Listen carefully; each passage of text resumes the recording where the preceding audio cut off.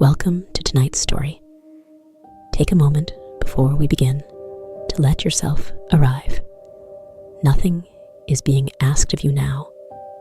Nothing needs to be remembered or planned or carried any further than the edge of this quiet room.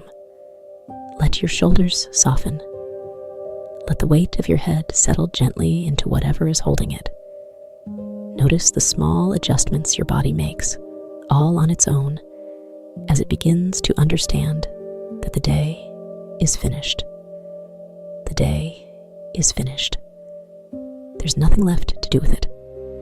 Tonight, you're going to wander slowly through a place that exists only between dusk and dawn. A place built for resting. A place that knows how to take care of you, even when you are not looking. You do not need to understand it. You only need to let yourself be there. Breathe in softly through your nose, and let the breath out even more softly through slightly parted lips. Once more, in and out.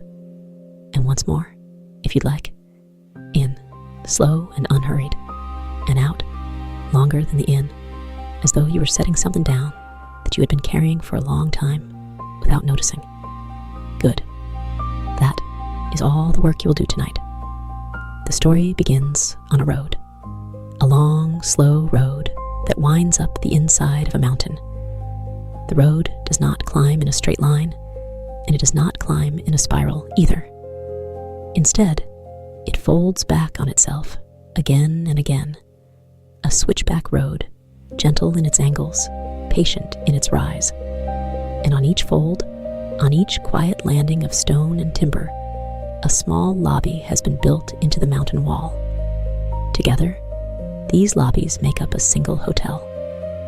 The hotel is called the Velour Switchback, and tonight, you are inside it. The Velour Switchback opens only at dusk, when the sun has gone down behind the far ridges, and the sky becomes the color of an old plum. It closes again at dawn, though no one has ever quite seen it close, because by then, everyone is asleep. During its hours, the corridors fill with a soft, rose-colored fog that drifts low along the baseboards. A fog so fine and so kindly that it muffles every footstep, every breath, every small click of a door latch easing shut. You are walking in this fog now. You can feel it cool against your ankles, like a slow tide. The lights of the hotel are warm. Brass sconces line the walls at even intervals, each one holding a small flame behind frosted glass, each one casting a circle of honey-colored light onto the wallpaper and onto the velvet runner that winds along the floor. The runner is a deep, dusky red, the kind of red that has been softened by years of quiet footsteps. You walk along it now. You can feel how it hushes the sound of your steps, how your feet sink into it just a little, the way feet sink into thick moss. The smell of the hotel is faint and layered and easy to like. There's cedar from the polished banisters. There's orange peel from the oil that has been rubbed into the wood. There is, somewhere further off, a thread of beeswax and vanilla from candles that are not lit yet, but will be lit later in the mezzanine, where the fog gathers thickest. These smells will return to you again and again as you move through the night. Each time, they will feel a little more familiar. Each time, they will feel a little more like home. You have arrived on one of the middle landings. You do not know which one. It does not matter which one. The landings of the Velour Switchback are not numbered in any way you would recognize. They are described by what is on them, by what is remembered about them, by the small things that make each one itself. This landing has a low writing desk against one wall, with a velvet cushion on top of it, and on the cushion lies a single brass key. someone has left it there on their way to their room. Someone has decided, by leaving it, that they have arrived. This is how guests check in at the Velour Switchback. There's no register to sign, no clerk to greet, no questions asked about where they have come from or why. They simply find the cushion. They simply set down their key. And whatever they were holding, whatever they were carrying that the key represented, a door, a room, a self, a name, it is set down too, for the night, and the hotel takes care of it. No one is required to remember why they came. You hear, somewhere above you, the soft tick of a pendulum clock. It is not a loud tick. It is more like a small wooden tongue, considering and considering, in no particular hurry. Each landing of the Velour Switchback has a clock like this, and each clock keeps its own slightly different time, and none of them feel any urgency about the matter. Time, here, has become a kind of texture rather than a measurement. You can feel it on your skin. You can feel it in the fog. Outside the tall, double-glazed windows, the mountain wind is moving. You can see it stirring in the dark, the silhouettes of distant pines bending and straightening, but you cannot hear it. The windows are thick.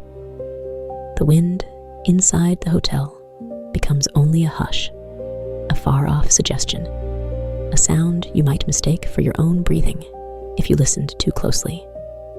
So you do not listen too closely. You let it be what it is, a muffled presence at the edge of everything. It is at this moment that you become aware of Ovell. Ovell is the Nightshift concierge of the Velour Switchback.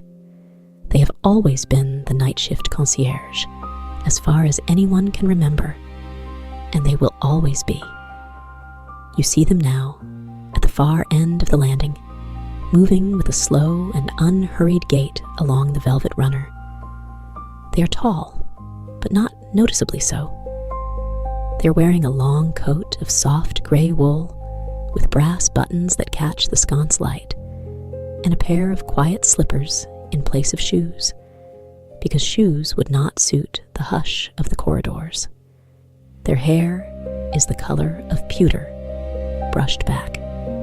Their face, when you see it, is the face of someone who has been kind for a very long time and who has gotten very good at it. Ovell does not look at you in a way that makes you feel watched. They simply nod once in greeting. You nod back. That is the entire conversation. That is everything that needed to be said. They are carrying a small brass tray. On the tray are a few items: a tiny taper for lighting the sconces, a folded cloth, a glass carafe filled with cool water. And these are the tools of the nightly rounds. You understand, without being told, that you are welcome to follow. You understand, without being told, that nothing will be asked of you. You are only here to drift along beside them, to see what they see, to breathe what they breathe, until the night softens enough that you are ready to rest. You walk together along the landing. The velvet runner hushes your steps. The rose-tinted fog drifts along the baseboards, parting gently as you move through it. The brass sconces give their warm honey light. The cedar and orange peel smell of the banisters comes up faintly as you pass. Somewhere above you, the pendulum clock continues its patient consideration. Tick, tick, tick. Ovell stops at the first sconce on the landing. It is already lit, but only barely. The flame has grown small and tired through the early hours of the night. They reach up with the small taper, and they touch it, gently, to the wick. The flame brightens. The honey-colored circle on the wall grows a little fuller, a little warmer. Ovell lowers the taper and moves on. You follow them to the next sconce, and the next, and the next. At each one, the same small ritual. A gentle touch with the taper. A patient brightening. A slow continuation along the runner. You begin to feel the rhythm of it in your own body. The soft step forward, the small pause, the gentle reach upward, the small pause, the soft step forward again. It is a rhythm older and slower than anything you have done all day. It is a rhythm your shoulders have been waiting for. At the end of the landing, Ovell turns to the writing desk where the velvet cushion sits. They lift the brass key, weigh it once in their palm, and place it gently into a small drawer beneath the desk. The drawer is lined with green felt. Inside, you can see are other keys, a small handful of them, each resting like a sleeping bird in its own small hollow. Ovell closes the drawer. The guest, whoever they are, is now fully checked in. The hotel knows them. The hotel will hold them through the night. Ovell takes a small leather book from beneath the desk.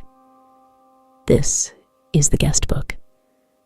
It is not a guest book in the way you might expect. It does not ask for names or dates or addresses. It is simply a book in which the night's sleepers are noted, so that the hotel can keep them in its thoughts.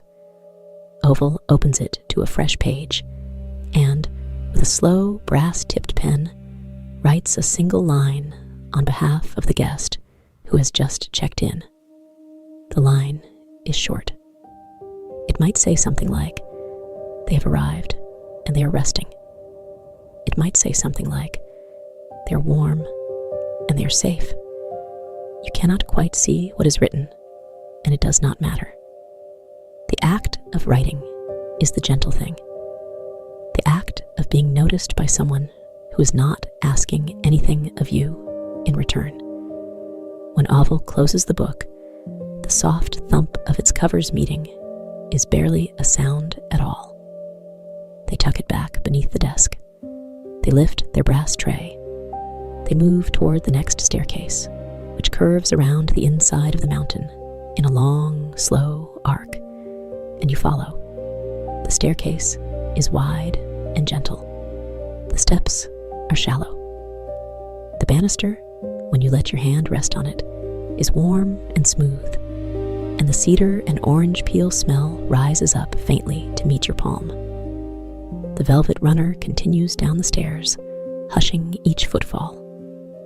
The rose-colored fog pools and shifts on each step, parting around your slippers like slow water.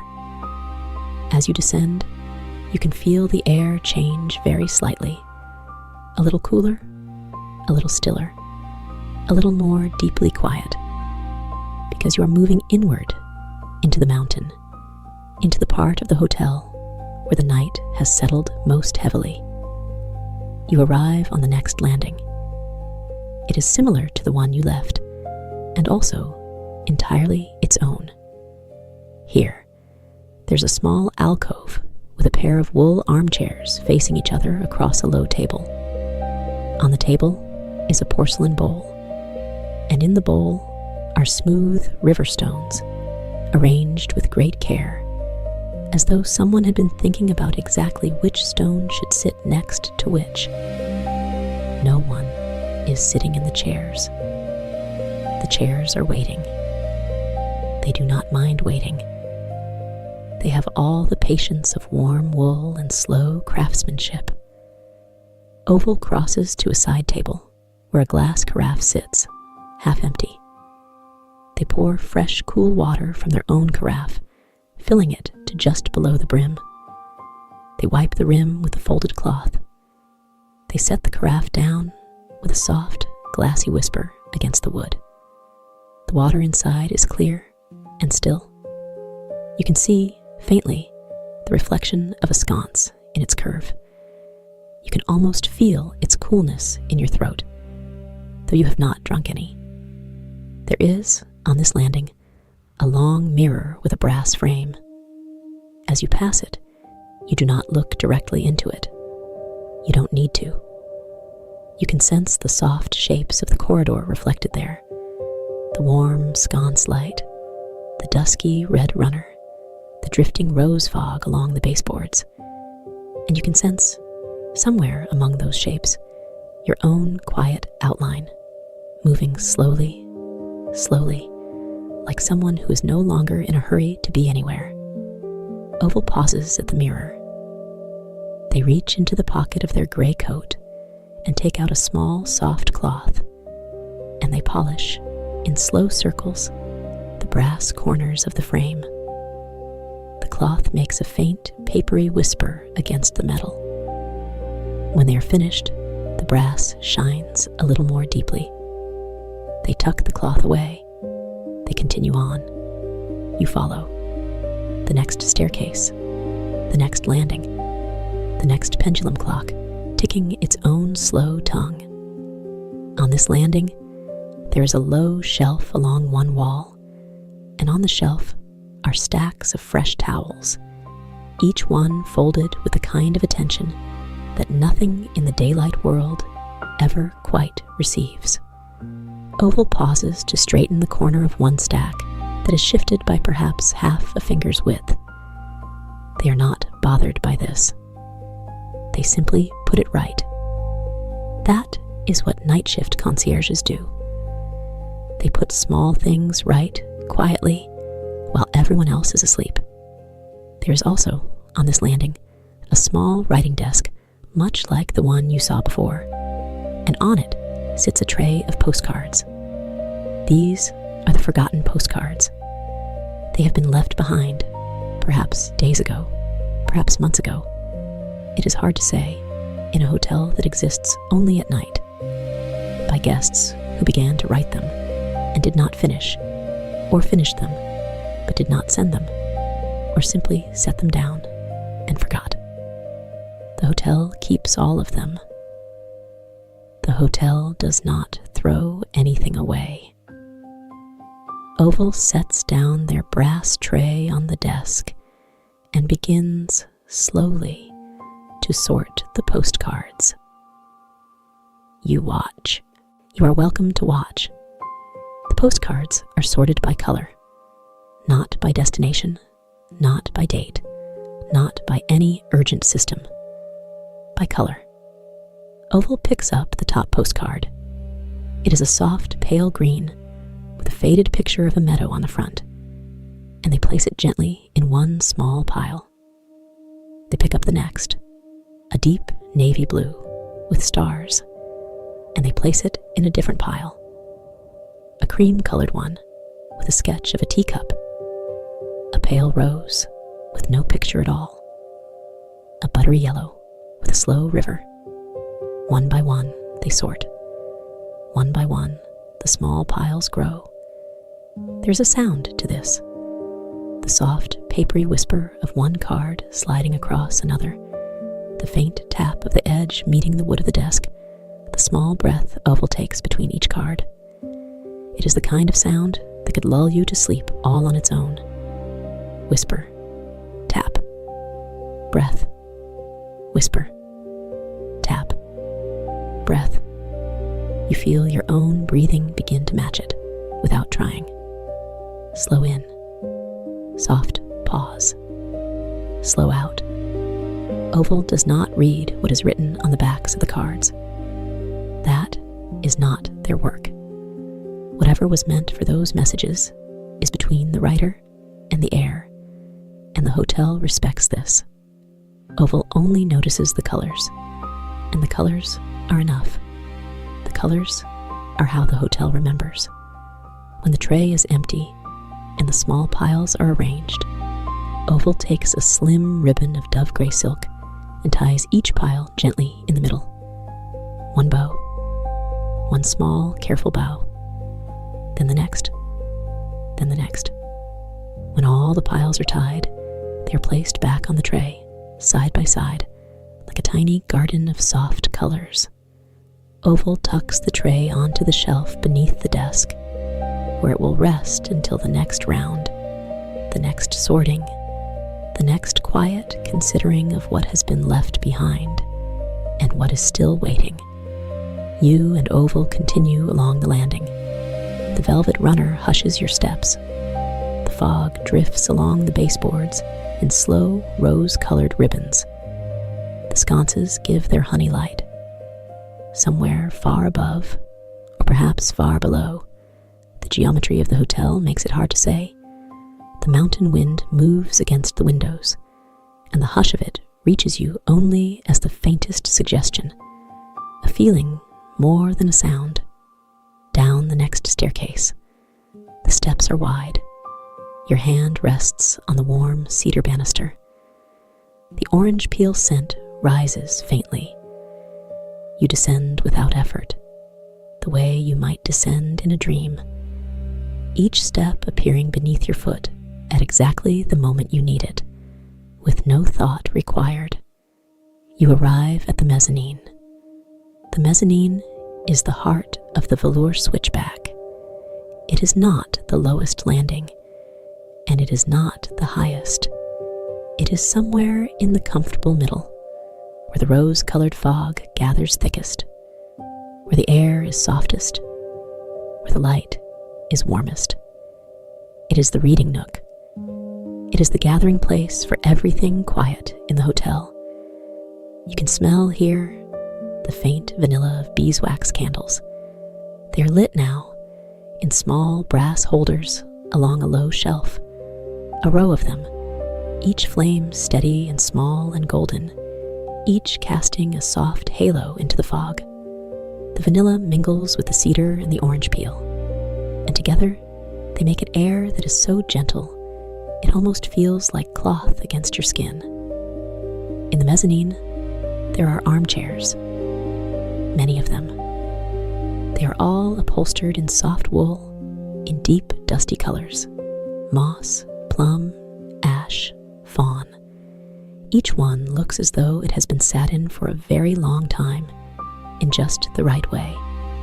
Each one is what Ovell would call slipper warm, the kind of warmth that does not come from a fire, but from years of being a kind place for someone to rest. There are small side tables.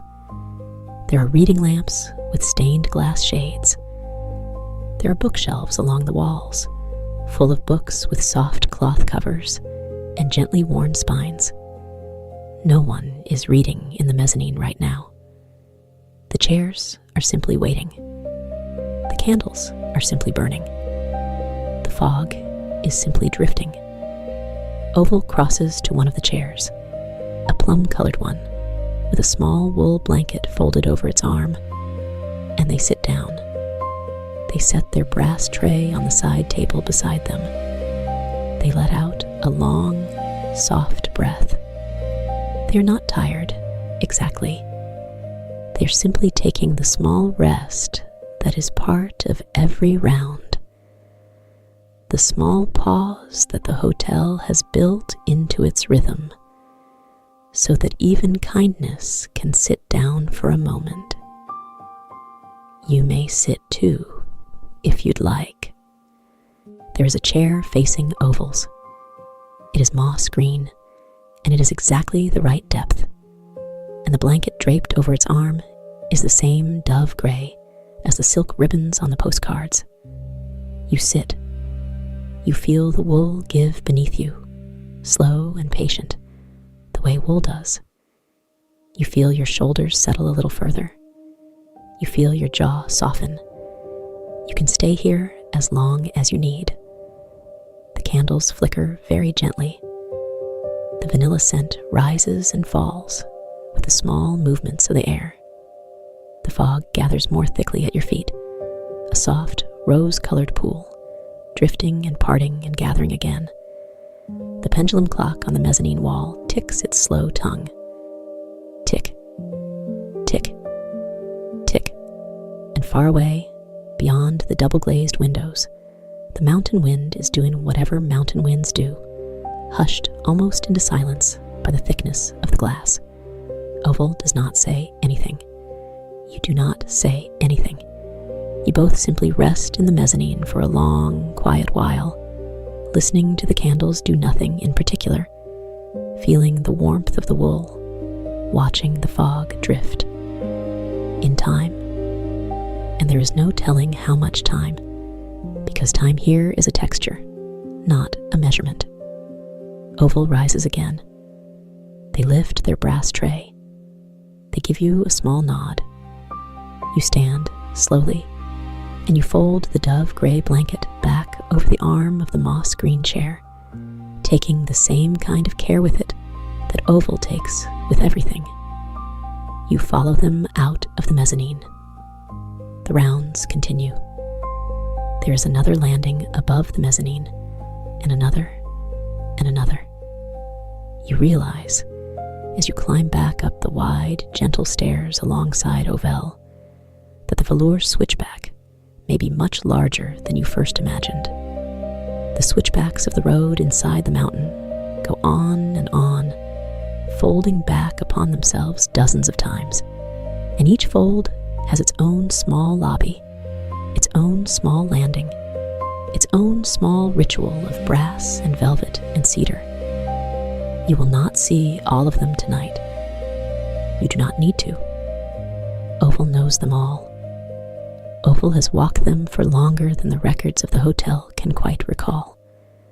On the next landing, there's a low table with a basin on it, and beside the basin, a small stack of soft hand towels. The basin is filled with water that has been gently scented with rose and a few leaves of mint. Ovell stops to refresh the water, pouring out the old into a brass pitcher, filling the basin with new from their carafe, dropping a few fresh rose petals onto the surface, and then they wipe down the rim with the folded cloth. You can smell, faintly, the rose and the mint. You can almost feel, on your wrists, the coolness of the water you have not touched. On the next landing, there is a long velvet bench beneath a window, and on the bench are a few small embroidered pillows. Ovell straightens each pillow with slow, careful hands, one a little to the left, one a little to the right, one simply turned so its embroidered side faces outward. They are small adjustments. They are so small that no one would ever notice them. But noticing is not the point. The pillows are being cared for. That is the point. On the next landing, there's a little brass cart with cups on it, and a kettle that is always warm, and small tins of dried flowers. Ovell lifts the lid of one tin and sniffs gently. Chamomile, perhaps, or lavender, or linden. And they nod, satisfied, and they put the lid back on, and they move on. You can almost taste the chamomile in the back of your throat. You can almost feel the warmth of the cup against your palms. On the next landing, there is a quiet inhabitant. You see them at the far end, moving slowly through the rose-colored fog. They are dressed in a long, pale robe, and they are carrying a feather duster of soft white plumes, and they are dusting the tops of the picture frames along the wall. The picture frames hold landscapes, soft watercolor scenes of valleys and lakes and slow rivers, and the inhabitant is dusting them with the same patient care that Ovell brings to everything. As you pass, the inhabitant looks up and hums a small note in greeting. Not a word, just a hum. Ovell hums one back. You smile gently and continue on. There is no conversation in the Velour Switchback at night. There are only hums and nods and small smiles and the soft rustle of cloth as people pass each other in the fog. This is one of the hotel's kindnesses. No one is required to speak. No one is required to explain. No one is required to remember. You continue with Ovell along the corridor.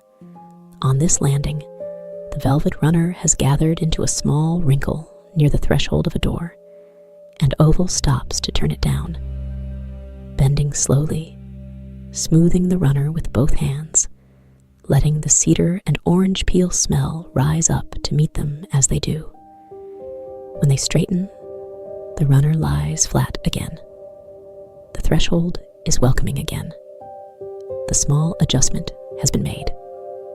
On the next landing, there's a tall, narrow door of dark wood, slightly ajar.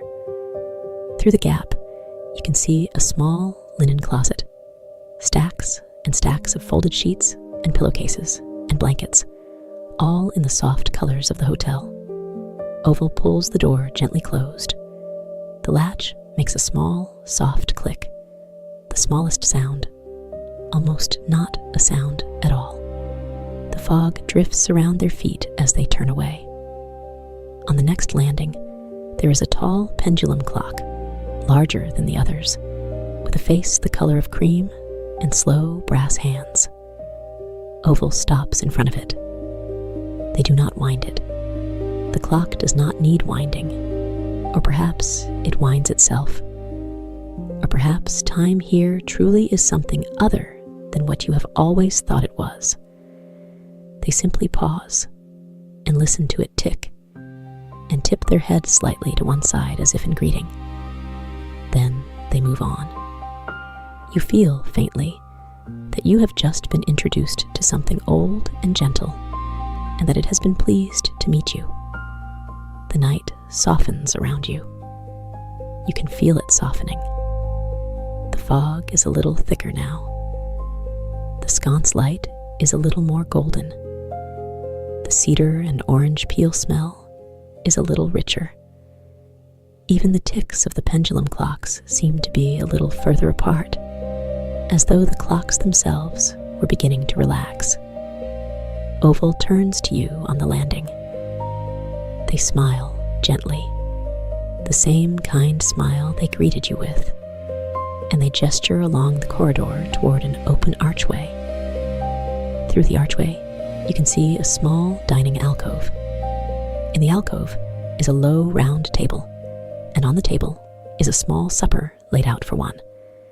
It is meant for you. You walk to the alcove. You sit down at the table. The chair is wool, slipper warm, exactly the right depth. In front of you is a bowl of soft barley soup, gently steaming. Beside it is a small plate with a piece of warm bread and a curl of pale butter. There's a cup of chamomile tea with a thin slice of lemon floating on top. There's a small jar of honey with a tiny wooden dipper resting beside it. You eat slowly. You do not have to eat. This is a story, and you are tucked safely in your own bed, and the supper exists only in your mind. But you can imagine eating it, and imagining is enough. You lift a spoonful of the barley soup. You feel its warmth in your mouth, gentle and round, a little salty, with a soft thread of butter through it. You swallow. You feel the warmth move down into your chest, and from your chest outward into your shoulders, and from your shoulders down through your arms, and finally to your fingertips. You take another spoonful. You feel the warmth deepen. You tear a small piece of the warm bread. You spread a thin layer of pale butter on it. You bite. The crust is soft. The inside is even softer, and the butter is gentle, and the whole small bite is exactly the kind of thing a body needs at the very end of a long day. You chew slowly. You swallow. You lift the chamomile tea. You let the steam rise into your face, warm, with the faint sweetness of dried flowers and the bright, clean note of lemon, and you take a slow sip. The tea is the perfect temperature. It moves down through you the way the soup did, only lighter, brighter, like a small, clean breath traveling slowly inward. You set the cup down. You take a small dip of honey on the wooden dipper, and you let it drizzle into the tea in a slow, golden ribbon. You stir. You sip again. The tea is even gentler now. You finish the supper at your own pace. No one is watching. No one is waiting. When you are done, you set the spoon gently in the empty bowl. You fold the small napkin and lay it beside the plate. You take one last sip of the tea and rest the cup back in its saucer. Ovell appears in the archway. They give you a small nod. You stand slowly. You leave the dishes where they are. The hotel will see to them gently in its own time, and you step back out into the corridor. The rounds continue, but you can feel that they are softening now. You can feel that the hotel is beginning to settle for the night. The fog along the baseboards is thicker and slower, and a little darker in its rose color, as though it had ripened. The sconces have softened to a deeper honey gold. The pendulum clocks tick a little further apart, a little further apart, a little further apart. Ovell begins now to dim the lamps. This is the final part of the nightly round. On each landing, there's a small brass dial set into the wall beside the doorway, a dial that controls the warmth of the lobby's central lamp, and Ovell turns each one, slowly, by a small amount. Not all the way down, just a little. The lobby grows a little dimmer. The fog seems to deepen. The clock seems to slow. On the next landing, Ovell turns the dial again. A little dimmer, a little softer, a little quieter. On the next, another small turn. On the next, another. You descend with Ovell, landing by landing, one quiet floor at a time, watching the hotel grow gentler around you. The runners hush your steps. The banister is warm under your hand. The cedar and orange peel scent follows you down, faithful as a small companion. You pass the mezzanine again on the way down. You glance into it as you pass. The candles still burn in their small brass holders, vanilla and beeswax, golden and steady. The fog gathers most thickly there, a deep rose pool. The armchairs wait. You feel a small, quiet love for the mezzanine, for everything that it is, and everything that it knows how to do without any fuss. And then you continue downward with Ovell, leaving it to its candles and its fog. Each landing, as you pass, grows a little dimmer behind you. Each landing, as you pass, settles a little deeper into the night. You begin to understand that the hotel is being put to rest very gently, the way one might pull a soft blanket up over the shoulder of a friend who has fallen asleep in a chair. You begin to understand that this is the great kindness of Ovell's work. They are not lighting the hotel. They are tucking it in. You arrive, eventually, at the lowest landing. This is the front desk of the Velour Switchback. It is the only lobby that remains brightly lit, though its brightness is itself very gentle. A single warm lamp on the desk, a few sconces along the walls, a few small candles in the corners. The fog is at its thickest here. It pools and shifts along the floor like a slow, rose-colored sea. The pendulum clock on the wall ticks slowly, slowly, with long, patient pauses between each tick.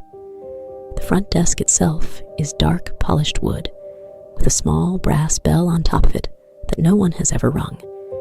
Behind the desk, against the wall, is a tall armchair, slipper warm wool, deep ash color, with a soft blanket folded over the arm.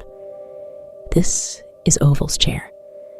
This is where they sit at the end of every round, to wait for the dawn bell that never quite rings. Ovell sets down their brass tray on the desk. They take off their gray wool coat slowly and hang it on a small brass hook on the wall. Beneath the coat, they are wearing a soft cream-colored shirt and a thin wool waistcoat. They smooth the front of the waistcoat with one hand.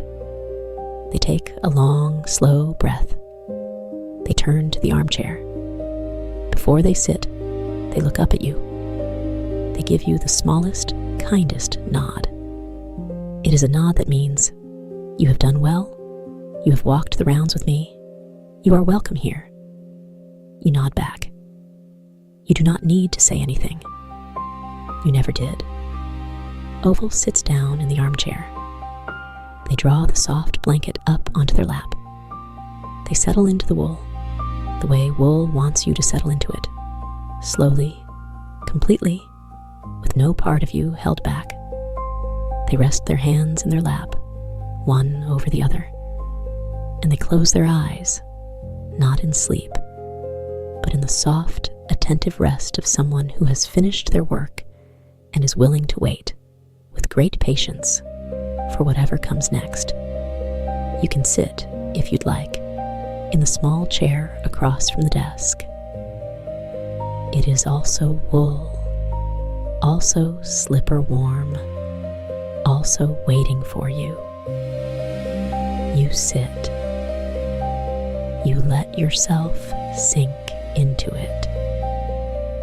You let your shoulders drop fully. You let your jaw soften completely.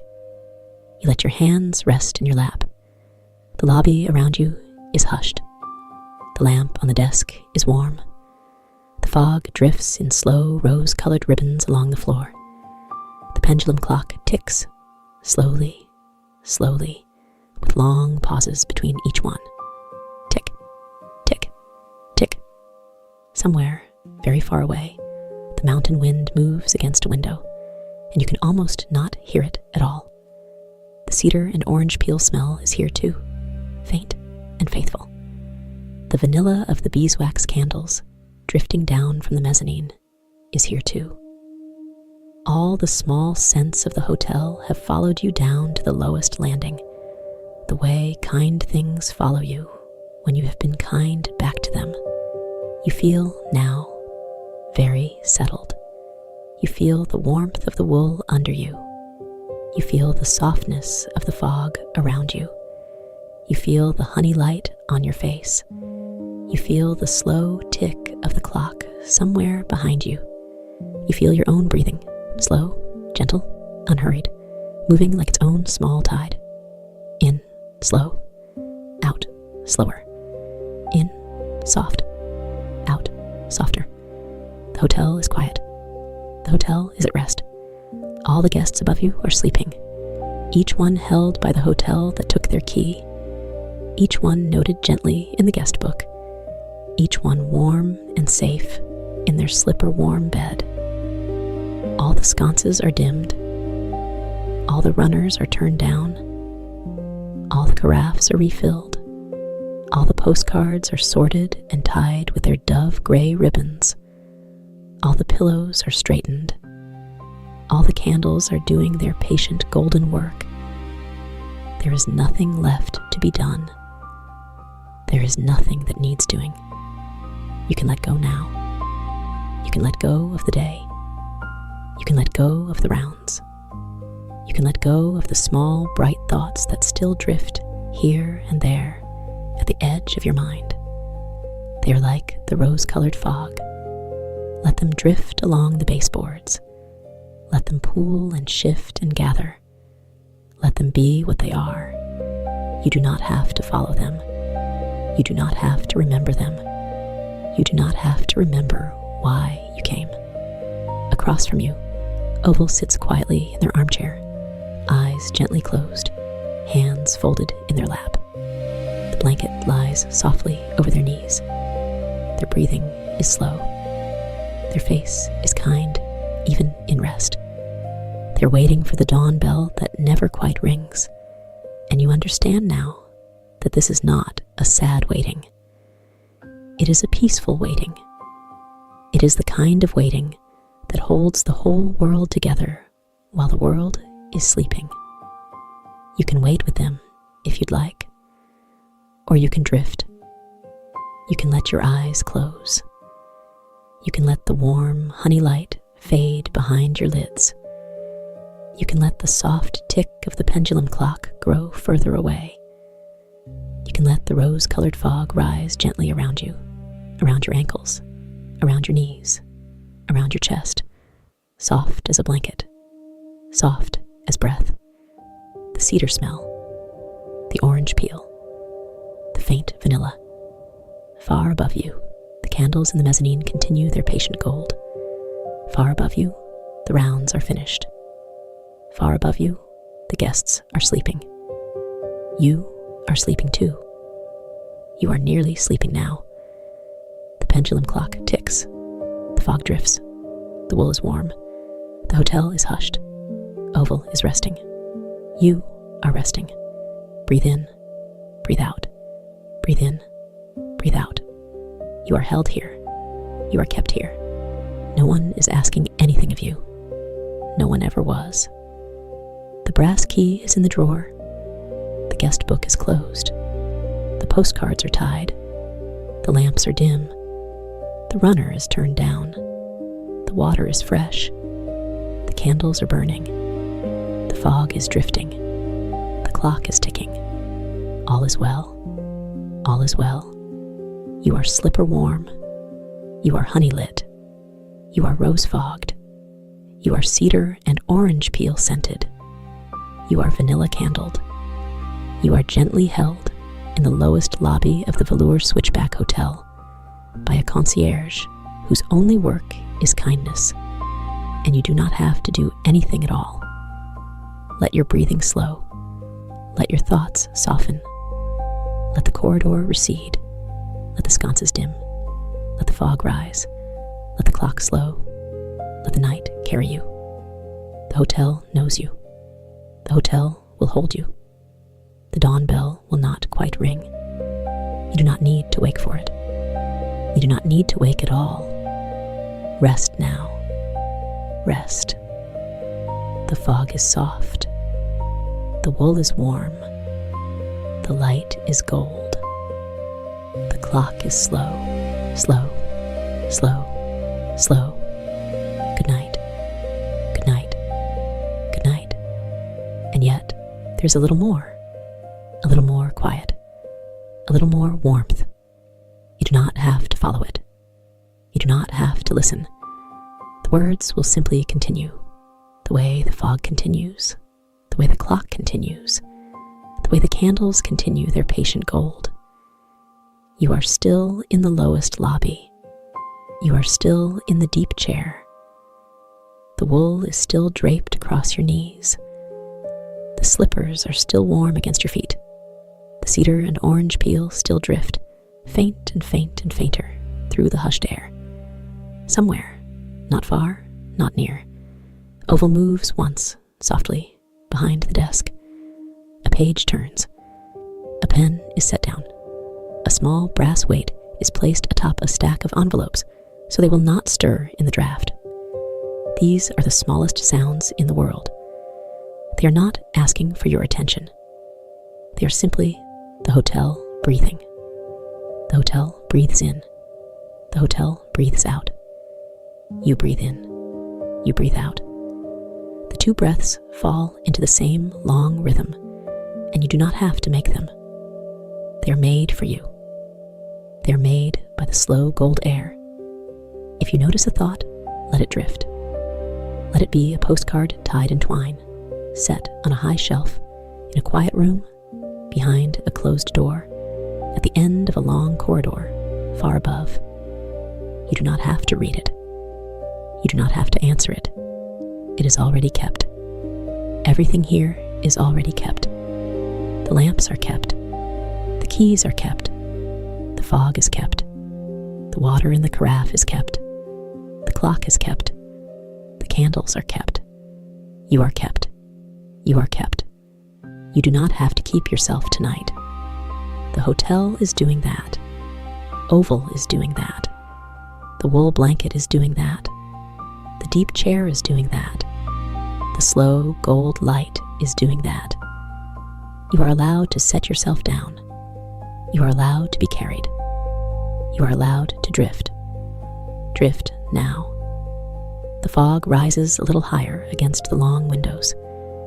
It is a soft fog, a rose fog, lit faintly from beneath by the hotel's own quiet lamps. It moves the way a sleeper's breath moves. It does not hurry anywhere. It does not have anywhere to be. You do not have anywhere to be.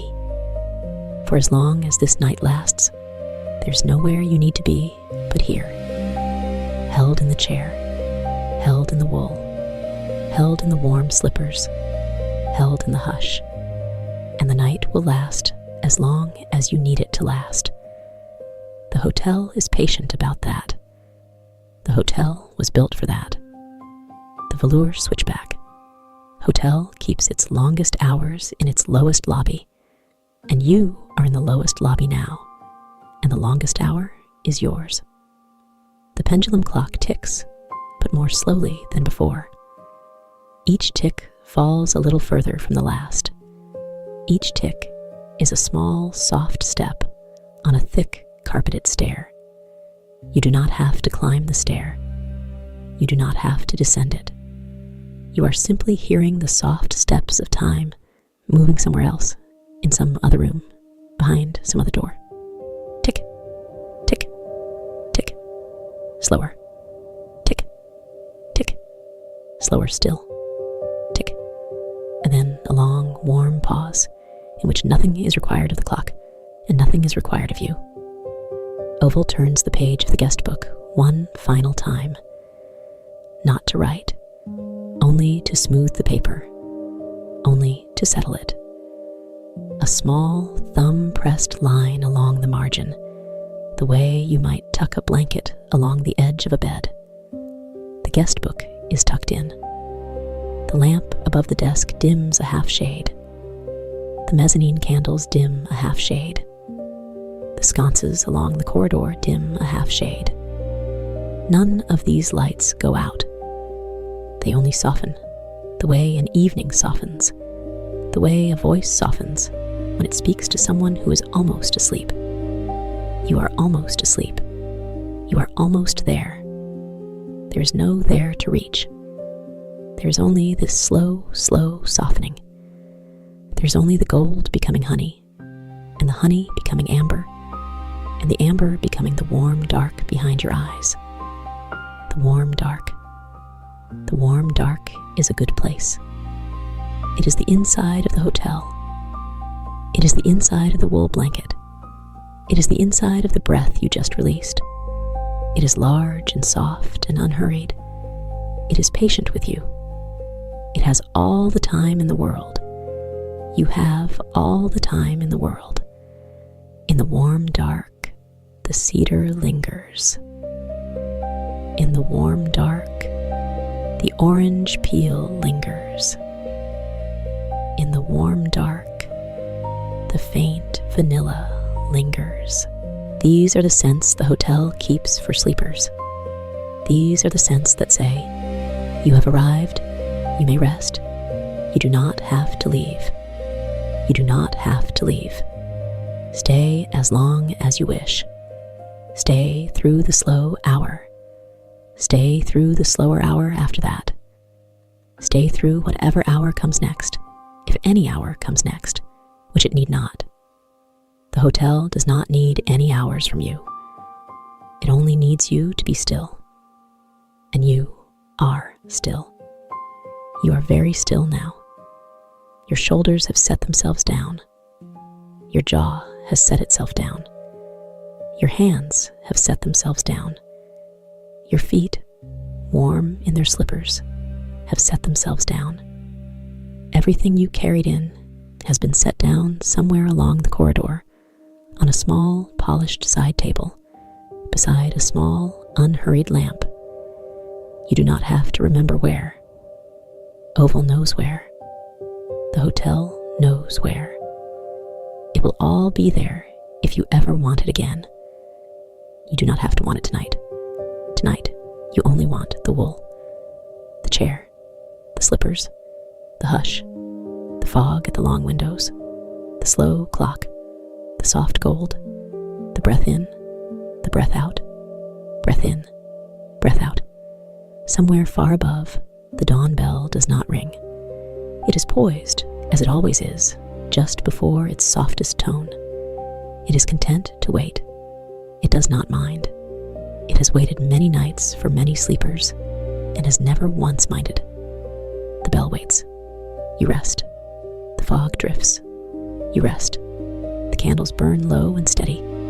You rest. Ovell, in a small pool of desk light, folds their hands and lets their own eyes lower, just a little, just enough.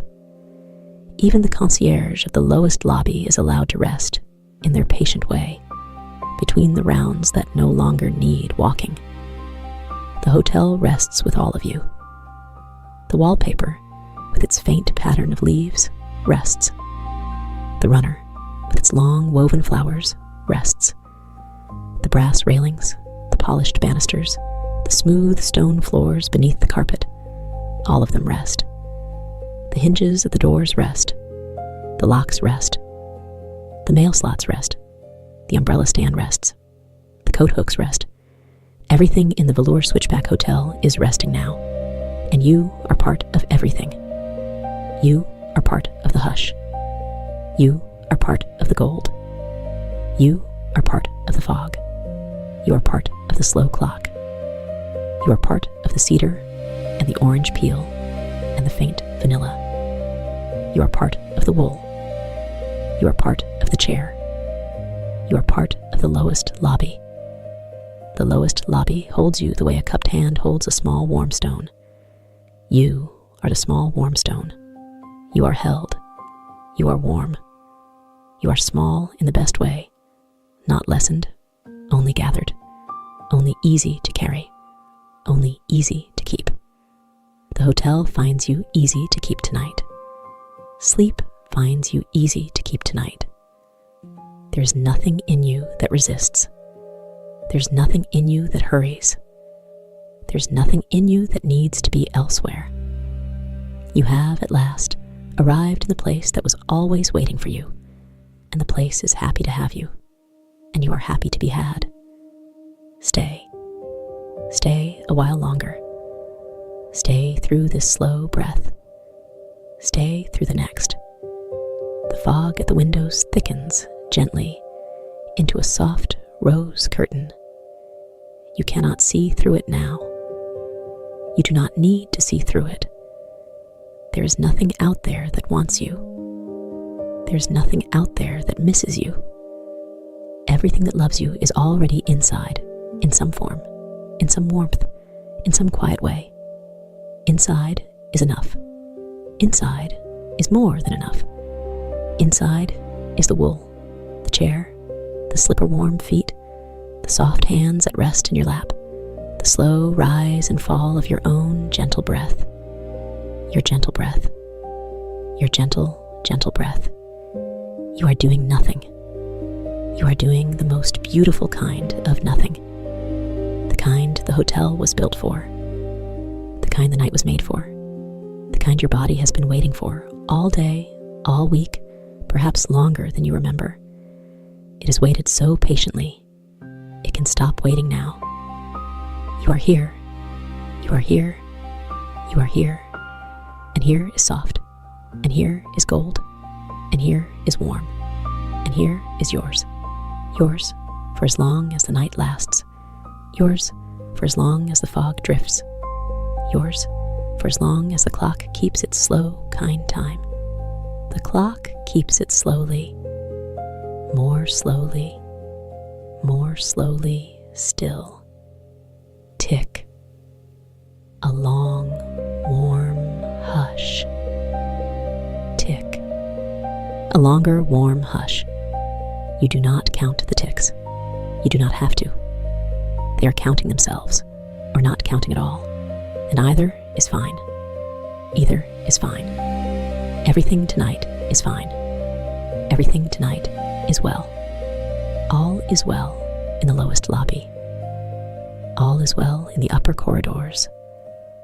All is well on the mezzanine, where the candles continue their patient gold. All is well at the front desk, where Ovell has folded their hands.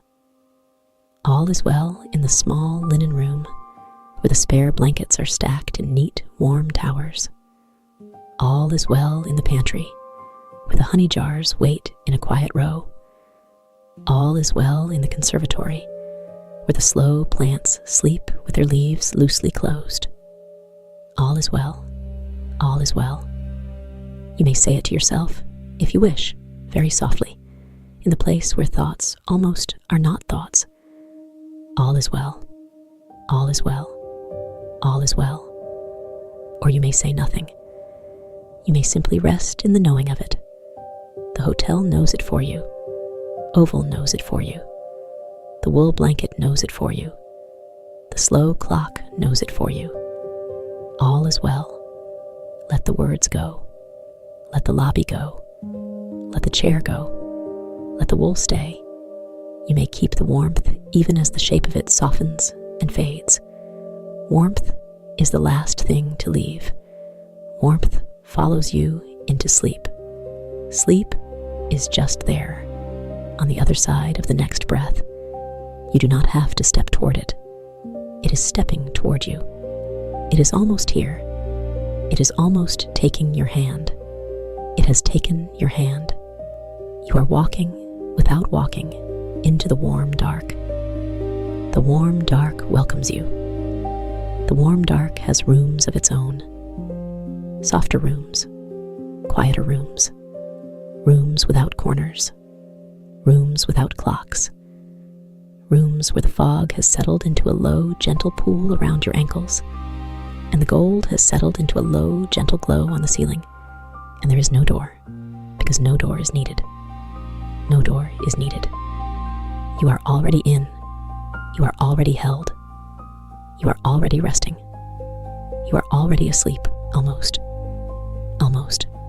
Just a breath more. Just a slow breath more. In, out, in, out. The hotel breathes with you. The fog breathes with you. The clock breathes with you in its slow tick. Ovell breathes with you in the small pool of desk light. The candles breathe with you in their patient gold. Everything is breathing together. Everything is breathing you to sleep. And you are letting it. You are letting it. You are letting it. That is the only work tonight, and even that is not work. It is the opposite of work. It is rest done so completely that it is no longer rest. It is sleep. Sleep. Sleep. The wool is warm. The chair is deep. The slippers are soft. The lobby is hushed. The corridor is dim. The mezzanine is gold. The candles are low. The fog is rose. The clock is slow. The hotel is kind. Ovell is near. You are safe. You are safe. You are safe. And being safe, you may sleep. And sleeping, you may stay. And staying, you may dream or not dream, as the night chooses. The night will choose gently. It always does, here. It always does. The Velour Switchback Hotel, in its quiet, folded way, says goodnight to you. The lowest lobby says goodnight. The deep chair says goodnight. The wool blanket says goodnight. The slippers say goodnight. The pendulum clock says goodnight. In its softest tick, the candles say goodnight in their patient gold. The fog says goodnight at the long windows. Ovell says goodnight with their folded hands and lowered eyes. They say it all together. Good night. Good night. Good night. And the night says it back in its long, low, kind voice. Good night. You do not have to answer. You do not have to do anything. You are already answered for. You are already kept. You are already here. You are already asleep. Almost. Almost. Almost. There. There you are. Resting. Resting. resting in the lowest lobby of the Velour Switchback Hotel, where the fog drifts, and the clock slows, and the candles burn gold, and the wool is warm, and the slippers are soft, and the concierge is kind, and the night is long, and the night is yours. Yours, yours, yours. Sleep well, sleep deep, sleep long. The hotel will keep you. The hotel will keep you. The hotel will keep you. Good night. Good night. Good night.